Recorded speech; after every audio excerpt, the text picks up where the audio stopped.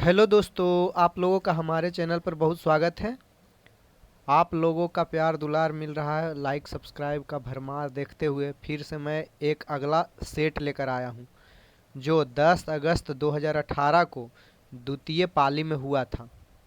तो इस सेट का एनालिसिस करते हैं और चलते हैं, देखते हैं कि कौन कौन क्वेश्चन पूछे गए थे उस समय। निर्वात में प्रकाश का वेग कितना होता है? तो दोस्तों, निर्वात एक ऐसा वर्ड है, नीह प्लस बात, जहाँ हवा नहीं हो मौजूद।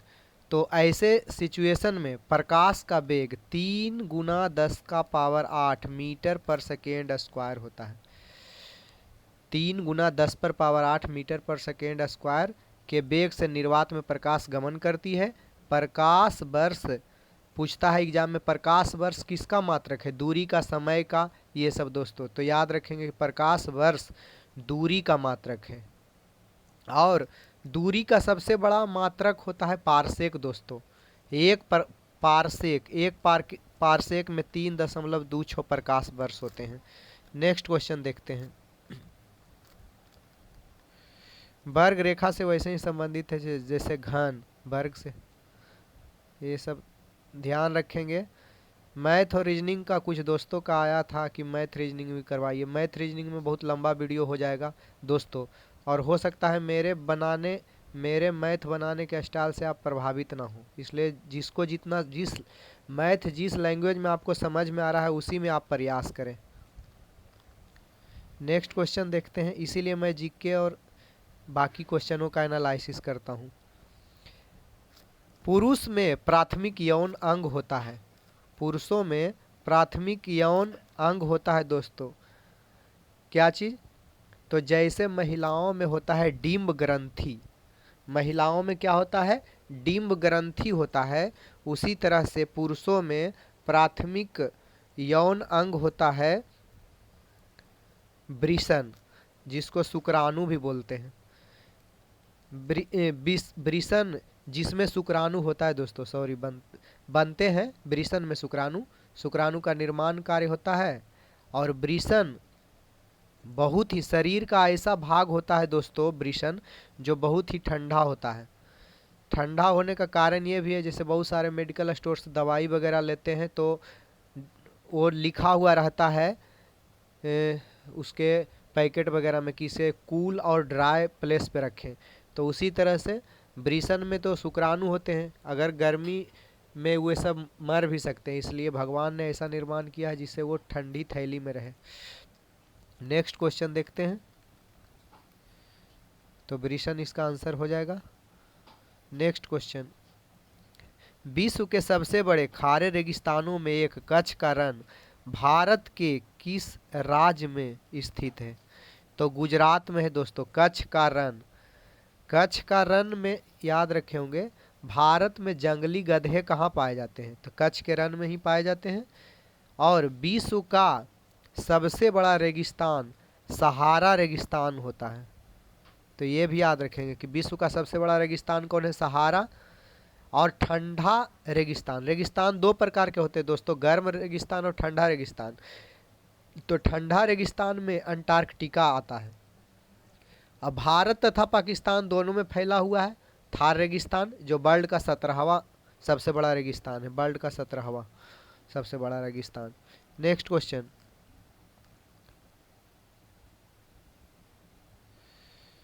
ये सब देखिए, क्वेश्चन को धीरे धीरे रोक के आंसर मिला के भी आप लोग जा सकते हैं और बना सकते हैं। एक भुजा इकाई हो किसी की, ये खास करके किसी भी भुजा की इकाई एक हो तो उसका क्षेत्रफल हमेशा एक ही होगा, बराबर ही होगा, एक। नेक्स्ट क्वेश्चन देखते हैं। जापान में आयोजित महिला हॉकी एशिया कप किसने जीता था? तो जापान में आयोजित जो हुई थी महिला एशिया कप, इसको भारत ने जीत लिया था। अभी दोस्तों याद रखेंगे कि हॉकी विश्व कप 2023 हुआ था। हॉकी विश्व कप 2023 किस देश में हुआ था दोस्तों? तो भारत में हुआ था, भारत के ही उड़ीसा शहर में, उड़ीसा में हुआ था ये चीज। और इसका विजेता जर्मनी रहा था और उप विजेता बेल्जियम रहा था। तो इसको भी याद रखेंगे कि जर्मनी और बेल्जियम। नेक्स्ट क्वेश्चन देखते हैं दोस्तों।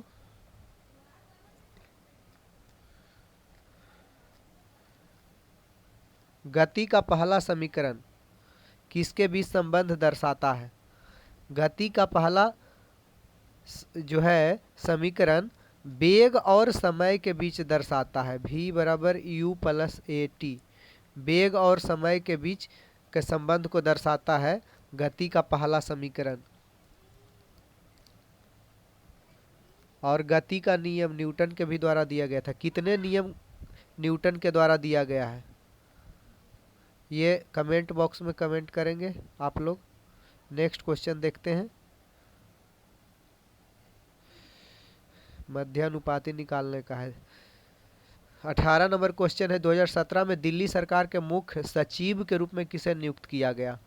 दिल्ली सरकार का मुख्य सचिव पूछा। ऐसे क्वेश्चन बहुत ही रेयर केस में पूछे जाते हैं। ये भारत सरकार के संदर्भ में भले ही पूछा जाता है, लेकिन सभी राज्य का मुख्य सचिव बहुत कम पूछा जाता है दोस्तों, नहीं के बराबर।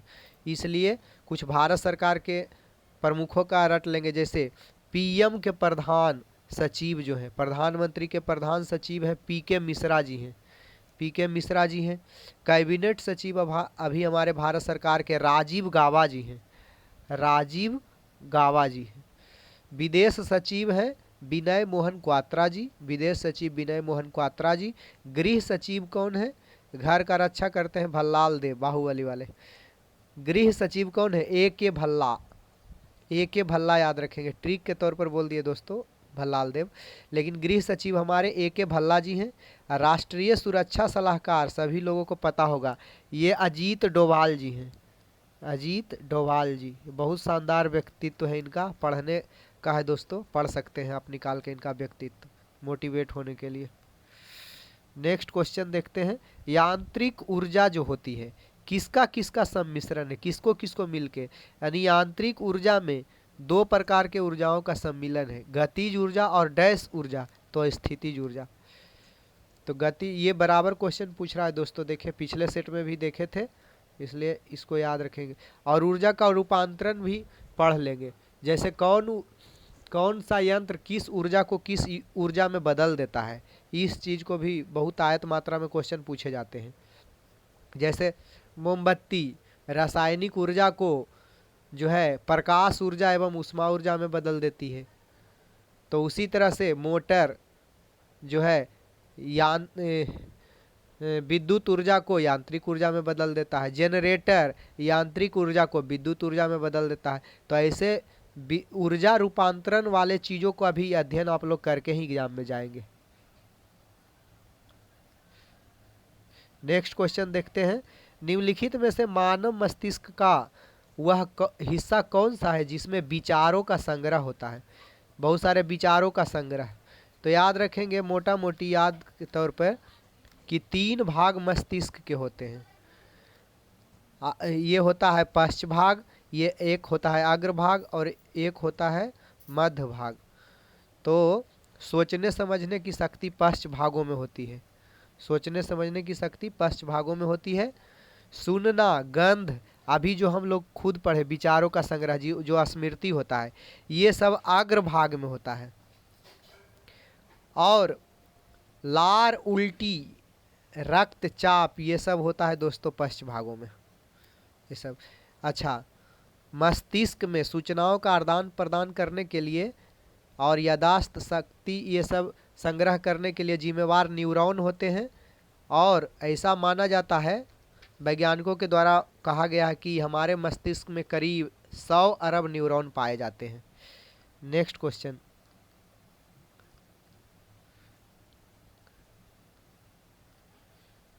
निम्नलिखित में कौन से वैज्ञानिक ने 2 आवेशित कणों के बीच आकर्षण या प्रतिकर्षण का जो नियम दिया है? तो चार्ल्स कूलम के द्वारा दिया गया है। आवेश के बीच प्रतिकर्षण और आकर्षण होता है। इसमें आप लोग भी जानते हैं कि 2 समान आवेशों के बीच क्या होता है? समान आवेशों के बीच प्रतिकर्षण होता है और असमान आवेशों के बीच आकर्षण होता है। तो इस चीज को भी ध्यान रखेंगे। नेक्स्ट क्वेश्चन देखते हैं। रिक्त स्थानों में सबसे उपयुक्त विकल्प को भरें।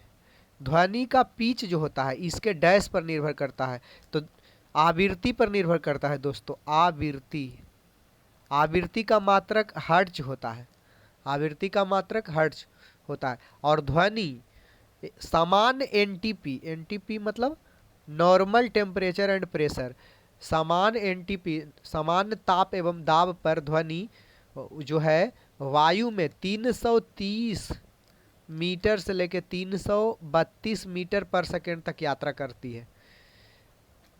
सुनने के क्षमता पर ध्वनि को चार मोटा मोटी मुख्यतः 3 भागों में बांटा गया है, लेकिन एक चौथा भाग भी है। जैसे सुनने के आधार पे जैसे मानव का कान 20 हर्ट्ज से 20,000 किलो हर्ट्ज तक के ध्वनि को सुन सकता है, जिसे श्रव्य ध्वनि कहते हैं। इससे कम 20 हर्ट्ज से कम ध्वनि को उत्पन्न ध्वनि को अश्रव्य ध्वनि कहते हैं दोस्तों। और 20,000 हर्ट्ज से यानी 20 किलो हर्ट्ज से ऊपर की ध्वनि को पराश्रव्य ध्वनि कहते हैं। लेकिन एक चौथा भी है कि 1 गीगा हर्ट्ज से अधिक जो ध्वनि होती है उसे अति ध्वनि कहते हैं। लेकिन मुख्य रूप से 3 ही है, श्रव्य, श्रव्य ध्वनि, अश्रव्य और पराश्रव्य। तो इस चीज को याद रखेंगे। नेक्स्ट क्वेश्चन देखते हैं। कौन सा भारतीय स्टॉक एक्सचेंज अपना खुद का प्रारंभिक सार्वजनिक प्रस्ताव आईपीओ लाने की योजना बना रहा है? आईपीओ लाने का योजना, आईपीओ का फुल फॉर्म होता है दोस्तों, यहाँ देखिए लिखा है इनिशियल पब्लिक ऑफरिंग। आईपीओ सबसे बड़ा एलआईसी अभी भारत में आईपीओ एकत्र किया था कुछ समय पहले बैंकों के क्षेत्र में, मतलब बैंकिंग क्षेत्र में और ये सब क्षेत्रों में। तो ये याद रखेंगे कि ये जो है सबसे स्टॉक एक्सचेंज जो है अपना खुद का प्रारंभिक आईपीओ लाया, वो नेशनल स्टॉक एक्सचेंज था, एनएसई था। इसका स्थापना 1992 में हुआ था और इसके अध्यक्ष गिरीश चंद्र चतुर्वेदी जी हैं। इसी क्रम में याद रखेंगे दोस्तों बीएसई का, बॉम्बे स्टॉक एक्सचेंज का हो सके पूछ से प्रमोद अग्रवाल जी हैं अध्यक्ष। इसी क्रम में फिक्की का भी याद रखेंगे, FICCI, फिक्की का याद रखेंगे अनीस शाह जी हैं। नेक्स्ट क्वेश्चन देखते हैं।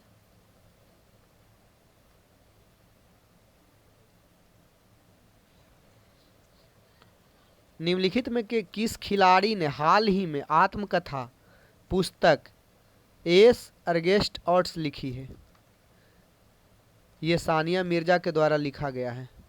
कुछ क्रिकेटर या खिलाड़ियों के द्वारा जो बुक लिखे जाते हैं उसको अक्सर एग्जाम में पूछ लिए जाते हैं। जैसे युवराज सिंह के द्वारा अपना आत्मकथा लिखा गया था the test of my life, Yuvraj Singh के द्वारा लिखा गया था।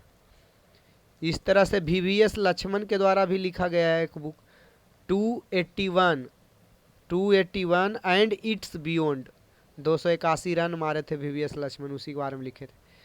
एक तो क्रिकेट के भगवान कहे जाते हैं वो सचिन तेंदुलकर, उनका है प्लेइंग इट माई वे। अच्छा, क्रिकेट के भगवान सचिन तेंदुलकर को सबसे पहले कौन कहा था? तब मैथ्यू हेडन नामक क्रिकेटर थे, वो सबसे पहले बोले थे कि मैंने क्रिकेट के भगवान को देखा, पहला स्टेटमेंट दिए थे। जो भारतीय टेस्ट क्रिकेट में चौथे नंबर पर बल्लेबाजी करने उतरते हैं, ऐसा करके उन्होंने सबसे पहले कहा था। नेक्स्ट क्वेश्चन देखते हैं। ये सब एनालिसिस के आधार पे तैयारी ही करेंगे, इसीलिए क्वेश्चन का एनालिसिस इसीलिए किया जाता है कि कैसा क्वेश्चन है और उसी आधार पे हमें पढ़ना है। और तो कोई ज़रूरी नहीं कि ये सेम क्वेश्चन आए, लेकिन कुछ कुछ क्वेश्चन रिपीट भी हो जाते हैं जो बढ़िया क्वेश्चन रहते हैं। यहाँ देखिए H2O2 plus Cl2 2HCl plus O2 के अभिक्रिया में H2O2 किसके रूप में कार्य किया? H2O2 क्या किया? तो एक अपचारक के रूप में कार्य किया। दोस्तों। H2O2 क्या चीज़ है? तो इसका उपयोग रॉकेट में प्रणोदक के रूप में किया जाता है। प्रणोदक क्या होते हैं? प्रणोदक अंतरिक्ष, जो अंतरिक्ष में भेजे जाते हैं रॉकेट, तो रॉकेटों में ठोस ईंधन जो होते हैं उसे प्रणोदक कहा जाता है। रॉकेटों में ईंधन के रूप में जो ठोस पदार्थ का प्रयोग किए जाते हैं उसे, यानी कि रॉकेट के ईंधन को प्रणोदक कहे जाते हैं बस। H2O2 जो होता है हाइड्रोजन पेरोक्साइड, इसको बोलते हैं। हाइड्रोजन पेरोक्साइड को दांत साफ करने के रूप में भी यूज किया जाता है, इससे दांत साफ किया जाता है। नेक्स्ट क्वेश्चन,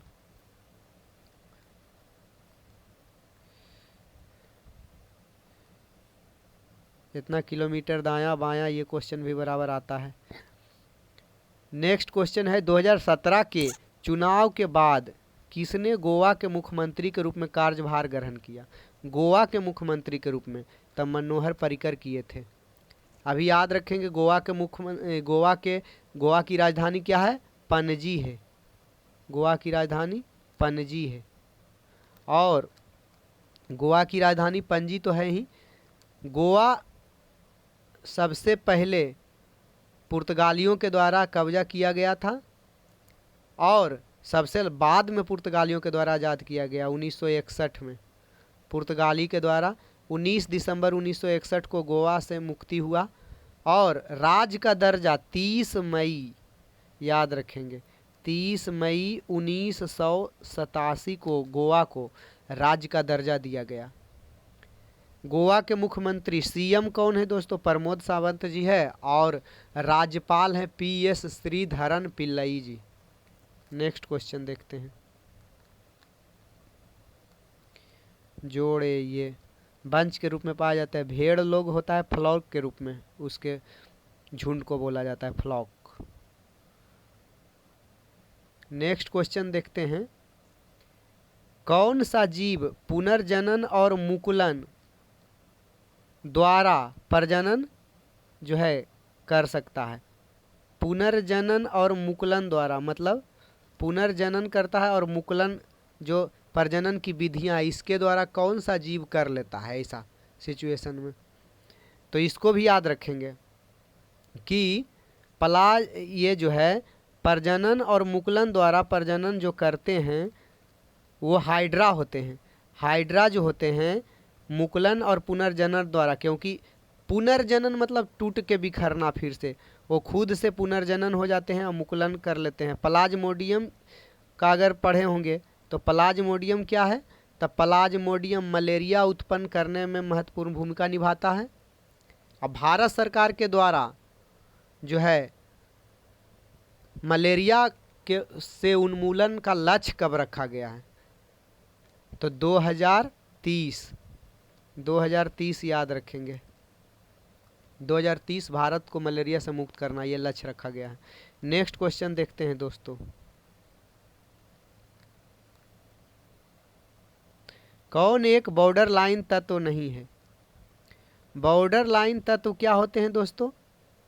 बॉर्डर लाइन तत्व उसे कहते हैं जो मतलब जिसमें धातु और अधातु दोनों का गुण पाया जाता है। तो बॉर्डर लाइन तत्व नहीं है तो बिस्मथ नहीं है। याद रखेंगे कि बॉर्डर लाइन तत्व कौन है? तो उपधातु जो boron, silicon, germanium, arsenic, antimony, ये सब सभी बॉर्डर लाइन तत्व हैं, लेकिन ये बिस्मथ नहीं है इसमें। नेक्स्ट क्वेश्चन देखते हैं। महासागरों में मौजूद शैवालों की विशाल मात्रा किस का अंतहीन स्रोत उत्पन्न कर सकती है? महासागर में शैवाल की जो विशाल मात्रा मौजूद है वो किसका ना खत्म होने वाली स्रोत उत्पन्न कर सकती है? तो मीथेन गैस का। मीथेन गैस उत्पन्न करती है वो, और मीथेन गैस हमारे लिए बहुत उपयोगी होता है। इसी क्रम में कोई कमेंट करेंगे दोस्त, भविष्य का ईंधन किसे कहा जाता है? कमेंट करके बताएंगे। मीथेन गैस कहाँ से उत्पन्न होता है दोस्तों? तो जानवरों के जुगाली से। जो जानवर खाना खा के बाद में चबाते रहते हैं, गाय बैल, तो उसके मुंह से मीथेन गैस निकलती है चबाने के बाद, क्योंकि वो कच्चा खाना खा लेते तो सड़ता है। धान के खेत से भी मीथेन गैस का उत्पन्न होता है। धान के खेत में जाने पे एक अजीब सी स्मेल आती है, तो वहाँ पे भी मीथेन गैस निकल रहा होता है। नेक्स्ट क्वेश्चन देखते हैं।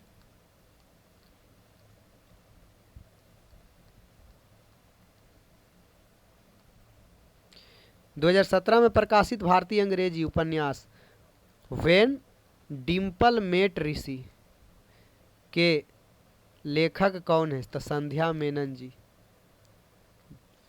इसके लेखक, बहुत बार लेखक लेखिकाओं से क्वेश्चन पूछे जाते हैं, तो उसको याद रखेंगे। जैसे अंतर्राष्ट्रीय बुकर पुरस्कार के लिए लिखे जैसे गीतांजलि राव को दिया गया, और वो क्या लिखे थे? Tom of sand. इसके चेंजिंग करता थे डेजी रॉकवेल, चेंज किए थे ये हिंदी में। गीतांजलि श्री को दिया गया था। नेक्स्ट क्वेश्चन देखते हैं। कौन सा एक धनायन है? धनायन दोस्तों बहुत बार पढ़े होंगे, जिसके ऊपर प्लस रहता है, जैसे अमोनिया। NH पर देखे होंगे, अमोनिया को ऐसे डिनोट किया जाता है प्लस से। उसी तरह से हाइड्रोक्साइड को OH और ऊपर से माइनस लिया, तो ये ऋणायन है। ये भी नाइट्रेट ऋणायन है, लेकिन अमोनिया क्या है? धनायन है। तो आंसर हो जाएगा 3 नंबर का। Next question.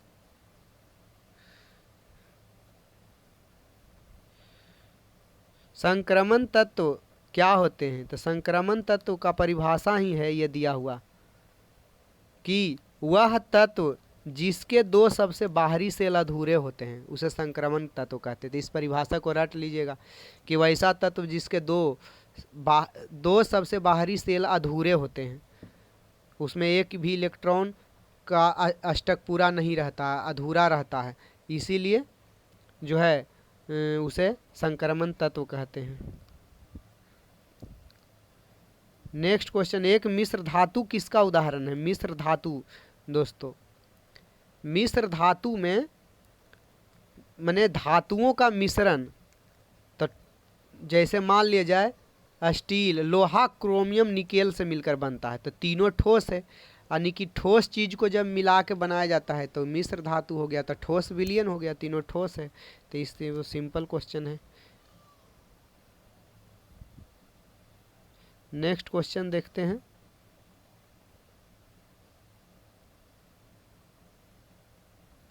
जब मैग्नीशियम रिबन हवा में जलाया जाता है तो कौन सा यौगिक उत्पन्न होता है?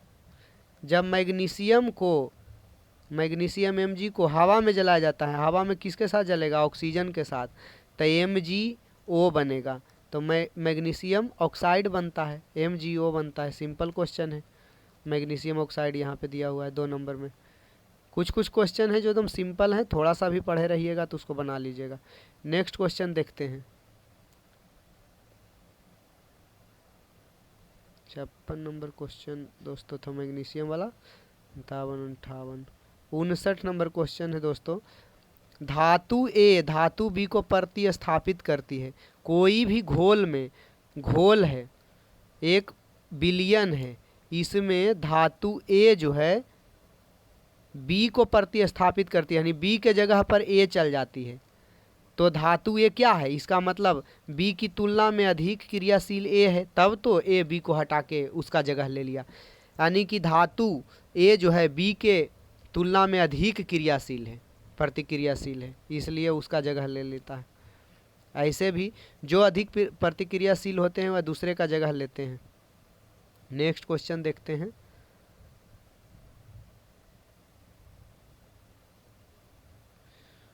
यौन प्रजनन में माता पिता का योगदान 50-50 होता है दोस्तों। कोई भी यौन प्रजनन होता है, बच्चा का उत्पन्न होता है, तो दोनों समान रूप से योगदान देते हैं। 50% पुरुषों का योगदान होता है और 50% महिलाओं का योगदान होता है। इस प्रकार से 100% का निर्माण होता है। तो अपने जीन्स का आधा आधा दोनों योगदान देते हैं। Next question. न्यूटन द्वारा गणित की निम्नलिखित शाखाओं में किसका आविष्कार किया गया? तो न्यूटन कैलकुलस पर काम किए थे, तो कैलकुलस का आविष्कार किए थे न्यूटन। अभी जैसे मान लिया जाए ज्यामिति देखते हैं, बहुत बार पढ़ते हो, तो ज्यामिति के पिता कहे जाते हैं यूक्लिड। यूक्लिड पढ़े होंगे, यूक्लिड थ्योरम। अच्छा, बीज गणित एक है, बीज गणित के पिता मोहम्मद इब्न मूसा अल ख्वारिज्मी, उन्हें कहा जाता है बीज गणित का पिता। नेक्स्ट क्वेश्चन, गोलाकार दर्पण के प्रतिबिंब सतह के केंद्र को क्या कहा जाता है? तो पोल कहते हैं, पोल जिसको ध्रुव भी बोलते हैं। तो गोलाकार दर्पण के प्रतिबिंब सतह के केंद्र को, जहाँ से प्रतिबिंब सतह है वो उसके केंद्र को ध्रुव कहा जाता है। नेक्स्ट क्वेश्चन, कौन सा कथन प्रयोग करने के लिए गलत होगा? यानी कि कौन गलत है आइए और बाकी सब सही है? तो गलत है दोस्तों, पहला ही गलत है। एक यौगिक में एक परमाणु कभी हो ही नहीं सकता है, क्योंकि कोई भी यौगिक कम से कम दो से मिलके बना होता है। जैसे जल एक यौगिक है तो हाइड्रोजन और ऑक्सीजन से मिलके जल बनता है। H2O जो जल है, हाइड्रोजन ऑक्सीजन, तो एक परमाणु तो कभी होगा ही नहीं। हाँ, एक तत्व का एक परमाणु हो सकता है, एक यौगिक का एक मोल भी हो सकता है, और एक तत्व का एक मोल हो सकता है, लेकिन एक यौगिक का एक परमाणु कभी नहीं होगा। यौगिक में एक परमाणु से यौगिक बन ही नहीं सकता है, किसी भी एक परमाणु से। डैश जो है, वास्तुकला में मुख्य रूप से चैत्य, विहार, स्तूप और स्तंभ होते हैं। तो किस धर्म में चैत्य होते हैं? तो बौद्धों के जो है पूजा स्थल को चैत्य बोलते हैं, विहार बोलते हैं घूमने फिरने के जगह को, स्तूप मरने के बाद बनाया जाता है दोस्तों। तो स्तूप जो होता है मरने के बाद बनाया जाता है। और इसी तरह से हिंदू धर्म में मंदिर, बाकी दूसरे धर्म में मुस्लिम में मस्जिद, ये सब होते हैं। अगला नेक्स्ट क्वेश्चन, रिजर्व बैंक के गवर्नर के रूप में अपना कार्यकाल समाप्त होने के बाद संयुक्त राज्य अमेरिका के कौन से विश्वविद्यालय में रघुराम राजन ने वित्त के प्रोफेसर के रूप में कार्य संभाला है? रिजर्व बैंक का गवर्नर ये रह चुके थे, तो कार्यकाल जब समाप्त हुआ उनका, तो अमेरिका के जो है कौन सा विश्वविद्यालय में वो गए थे? तो बूथ स्कूल शिकागो में इनको बनाया गया था वित्त विभाग का professor. RBI reserve bank of India के गवर्नर रह चुके थे। तो रिजर्व बैंक ऑफ इंडिया का स्थापना दोस्तों ये 1934 के अधिनियम के तहत 1 अप्रैल 1935 को स्थापना किया गया। अच्छा, इसके मेन अभी अध्यक्ष हैं शक्तिकांत दास। इसके अलावा 4 गो उपराज्यपाल भी होते हैं, जैसे TB सोमनाथन, ये सब जो होते हैं। ये तो 4 एक याद रखेंगे कि RBI में 1 गवर्नर तथा 4 गो उप गवर्नर होते हैं। नेक्स्ट, भारतीय पुरुष वॉलीबॉल टीम फरवरी 2018 तक के कप्तान कौन है? गुरिंदर सिंह। अभी भी ये वर्तमान में यही दोस्तों, इसलिए याद रखेंगे कि अभी भी पूछ दें कि वर्तमान में भारतीय पुरुष वॉलीबॉल टीम के कप्तान कौन है, तो गुरिंदर सिंह। और जयदीप सरकार इसके कोच हैं, जयदीप सरकार